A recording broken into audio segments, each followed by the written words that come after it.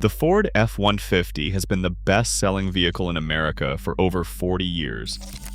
In 2025, Ford issued roughly 140 recalls across its lineup, accounting for 35% of every single auto recall in the entire country. They spent $4.8 billion just fixing vehicles under warranty. That's $1,203 set aside for every truck and car they sold. And the F-150 sits right at the center of it. If you own one, or you are thinking about buying one. These are the 10 hidden nightmares of F-150 ownership that Ford's marketing will never tell you about. Quick note before we start. Every single claim in this video is backed by data from NHTSA, Consumer Reports, JD Power, RepairPal, iSeeCars, and real owner complaints. We don't do brand loyalty, we don't do dealer partnerships. We follow the numbers, and right now, the numbers are telling a very uncomfortable story about America's favorite truck. And number 5 on this list might be the one that costs you the most money without you ever realizing it. Let's get into it. Ford advertises the 3.5-liter EcoBoost F-150 at around 21 miles per gallon combined. Sounds reasonable for a full-size truck, right? Fuelly.com tracks real-world fuel economy from nearly 16,000 F-150 owners across over 400 million miles of driving. And the actual number? Owners are averaging 17.5 to 17.8 miles per gallon. That's a consistent 2 to 4 miles per gallon shortfall from what the EPA window sticker promises. The PowerBoost Hybrid gets hit even worse. Ford lists a 23 miles per gallon combined rating on that truck, and owners are reporting 15 to 17 miles per gallon in the real world. And if you tow anything, forget it entirely. Owners pulling around 7,500 pounds report about 11 miles per gallon. Some dip below 10 miles per gallon. Over a 5-year ownership period, that 2 to 4 miles per gallon gap translates to thousands of extra dollars at the pump that you never budgeted for. But the fuel costs are nothing compared to what's happening under the hood. And that starts with nightmare number 9. The EcoBoost engines deliver impressive horsepower and torque. Ford markets them as the smarter alternative to big V8s. But both the 3.5-liter and the 2.7-liter carry failure modes that can cost you thousands. On the 3.5-liter, the biggest problem is cam phaser failure. Oil drains back from the variable cam timing phasers while the truck sits overnight, and turbo-related oil stress stretches the timing chains over time. You will hear it as a ticking or rattling noise on cold starts. Ford issued a technical service bulletin, TSB 232143, for this exact problem. The fix is replacing all 4 variable cam timing phasers, both timing chains, tensioners, water pump, cams, and sprockets. It is a 15-hour labor job at a dealership, running $3,000 to $5,000. The 2.7-liter EcoBoost has its own problem. The Gen 1 versions from 2015 to 2017 use direct injection only, which causes carbon to build up on the intake valves. By 40,000 to 60,000 miles, you are looking at misfires, rough idle, and power loss. The walnut blasting service to clean them runs $400 to $800, and it is a recurring expense because the carbon keeps coming back. And here's the one that should genuinely concern you. nhtsa. Recall 24V635 covers around 91,000 vehicles, including nearly 48,000 F-150s, for intake valves that are so brittle they can crack and fall into the combustion chamber. That is catastrophic engine failure from a manufacturing defect. But if you thought the engine issues were bad, the transmission problems make them look minor. This is the single most complained about component on the modern F-150, and for good reason. The 10R80 10-speed automatic has been standard in every F-150 since 2018, and it generates more owner complaints than any other system on the truck. NHTSA logged 64 powertrain complaints on the 2022 model year alone, and those problems showed up at an average of just 5,668 miles. We are talking about essentially brand new trucks. Owners describe the truck lunging forward unexpectedly, slamming between third and fifth gears while skipping fourth entirely, and losing all forward drive power at highway speeds. Ford has issued at least 12 technical service bulletins trying to address harsh shifting, delayed engagement, and shuddering. 12 service bulletins for a single transmission.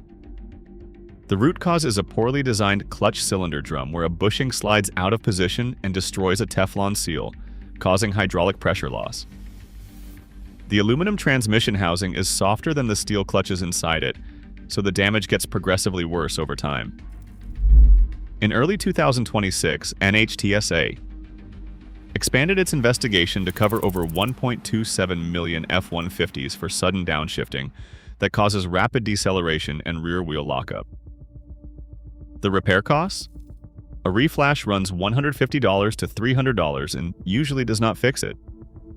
The actual drum replacement costs $2,000 to $4,400. A full rebuild runs up to $9,000. And if you need a full replacement, you are looking at over $7,500. The class action lawsuit, O'Connor versus Ford, covering 2017 to 2020 F-150s, remains active with no global settlement. Lemon Law buybacks have already exceeded $47 million. However, the transmission is not even what costs F-150 owners the most money over time. That distinction belongs to something far less obvious. Number 7. The aluminum body repair trap. Ford's switch to an aluminum body in 2015 was marketed as an innovation. Lighter, more fuel-efficient, rust-resistant. All true. But it created a repair ecosystem that can blindside you after a fender bender. IIHS-controlled crash tests showed aluminum F-150 repairs cost 26% more than the outgoing steel model. Rear damage repairs specifically ran 44.6% higher, with the aluminum truck costing $4,738 versus $3,275 for the steel version. The bigger problem is access. Only about 10% of America's 30,000 body shops are certified to work on aluminum F-150s. Setting up a certified aluminum repair bay costs a shop $50,000 to $150,000 in specialized equipment. So most shops simply will not touch your truck. Owners in rural areas and smaller towns report being turned away by multiple shops and driving more than 40 miles to find someone who can actually fix their truck. Aluminum beds cannot be pulled and reshaped like steel. They have to be replaced entirely. Ford did manage the insurance impact aggressively by lowering part prices and redesigning for modular panel swaps, so premiums stayed roughly competitive. The catch is that aluminum dents more easily than steel, and hail damage totals aluminum trucks that would be completely repairable in steel. But here's where the aluminum story takes an ironic twist, and that leads directly into nightmare number 6. Number 6. The frame rust hiding underneath. The aluminum body panels do not rust. True, but the high-strength steel frame underneath absolutely does, and it rusts aggressively in salt belt states. The irony is almost poetic. Your F-150 looks pristine on the outside, while the frame is corroding underneath where you cannot see it. Common failure points include rear frame rails behind the leaf spring brackets, undercab sections hidden from any visual inspection, and suspension mounting points. Frame replacement costs $10,000 to $20,000. Ford's corrosion warranty covers only 5 years, and most frame rust does not emerge until after that warranty expires. The switch from traditional rock salt to liquid calcium chloride brine on roads has dramatically accelerated the problem in recent years. A class action lawsuit, Nelson versus Ford, alleged that because aluminum panels cannot perforate by rusting through, Ford's perforation-triggered corrosion warranty is essentially meaningless for the parts that actually corrode. The body will never trigger the corrosion warranty because it is aluminum, and the frame rots after the warranty clock has already run out. If you live in the Midwest, the Northeast, or anywhere roads get salted in winter, this needs to be on your inspection checklist before you buy a used F-150. Now, we already talked about how much it costs to fix these things, but nightmare number 5 is about how much value you are losing every single day you own the truck, whether anything breaks or not. This is the one that quietly costs F-150 owners the most money, and almost nobody talks about it because it does not show up as a repair bill. According to iSeeCars' analysis of over 15 million vehicles, the F-150 depreciates 43% over 5 years. That's the worst among the big four full-size trucks. The Toyota Tundra retains 71.3% of its value after 5 years. That is a 14 percentage point advantage over the F-150. On a $55,000 truck, that is roughly $16,000 more in your pocket when you go to trade it in or sell. Edmunds puts the true cost to own for a 2024 F-150 STX Super Crew 4-wheel drive at $63,770 over 5 years on a $57,000 purchase price. Depreciation alone accounts for $23,662 of that. Why does it depreciate so fast? Volume.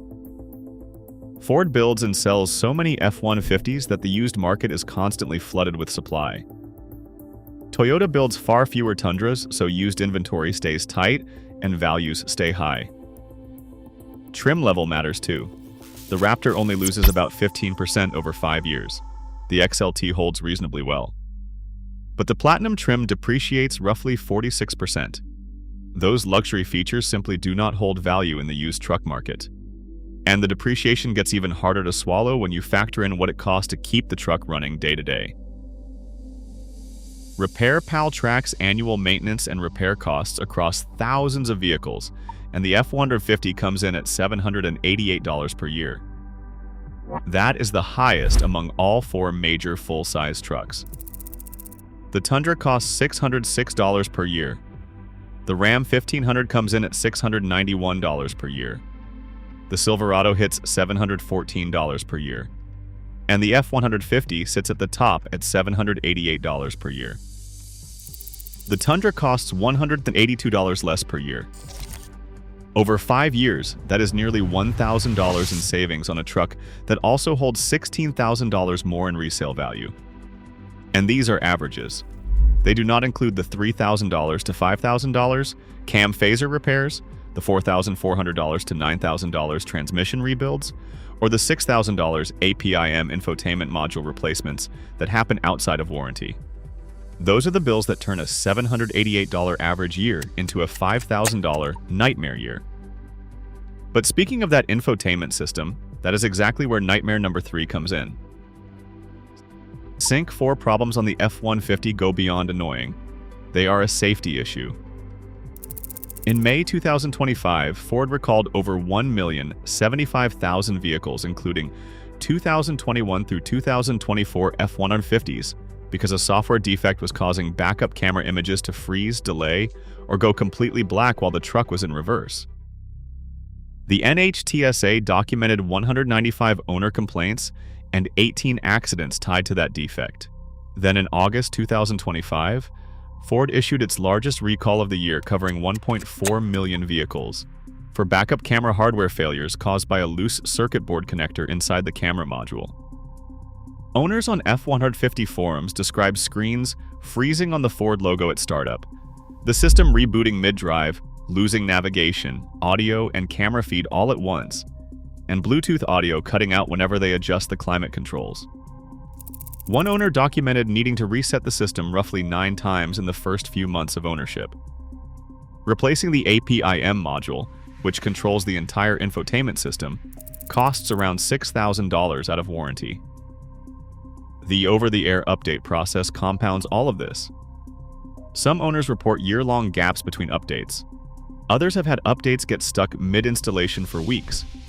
And if you decline a single over-the-air update, it can block all future updates from coming through. Some dealers do not even have the right programming cables for 2021 and newer trucks. But if you are counting on Ford's dealer network to sort any of these problems out for you, nightmare number 2 says you might be waiting a while. J.D. Power's 2025 Customer Service Index study ranks Chevrolet number 1 in truck segment service satisfaction. GMC is second. Nissan is third. Ford does not crack the top 3. Industry-wide, the average wait for a dealer appointment is 5.2 days. F-150 owners report waits measured in months, not days. Forum posts describe owners being told November for a screen blackout that was reported in summer. Trucks sit at dealers for weeks while they wait for a diagnosis. Repeated visits for the same unresolved issue are one of the dominant complaint themes. Warranty claim denials surface regularly in owner communities. Owners report repairs documented in technical service bulletins being denied under Ford Premium Care, extended warranties as maintenance items. Others describe powertrain warranty claims rejected right after the mileage cutoff, even when Ford knew about the defect through its own technical service bulletins. Denied is a frequent complaint. From 2021 to 2023, dealer markups reached absurd levels. One California dealer marked up a 2022 F-150 Platinum by $40,000 above sticker price from $93,854 to $133,854. Ford Chief Executive Officer Jim Farley publicly warned that roughly 10% of the dealer network was overcharging, and he threatened to cut their vehicle allocations. A study found that 27% of customers who paid a markup said they would never buy the same brand again. Markups have eased as supply normalized, but the damage to trust was already done. And that brings us to nightmare number 1, the one that ties all of this together. Number 1. Ford's recall crisis isn't slowing down.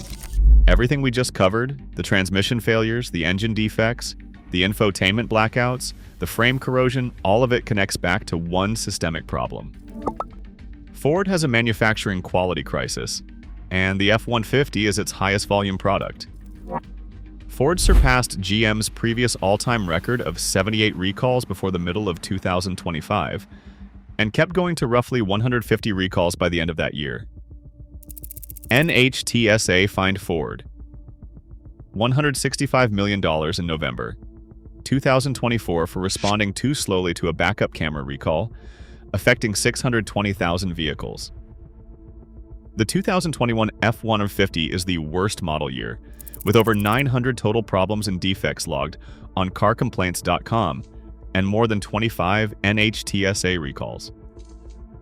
The 2022 model year follows with roughly 600 complaints and over 16 recalls.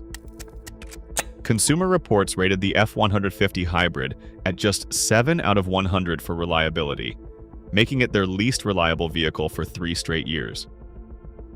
The 2025 survey did show improvement, with the hybrid climbing to 49 and the gas model scoring 43, both landing in average territory. So the trajectory is getting better. But recovering from catastrophic to average is not exactly a selling point. An iSeeCars study found Ford is the least proactive brand at self-initiating recalls. Fewer than 30% of Ford's recalls over a 31-year period were self-reported. They wait for NHTSA to force their hand, and they have been fined for it.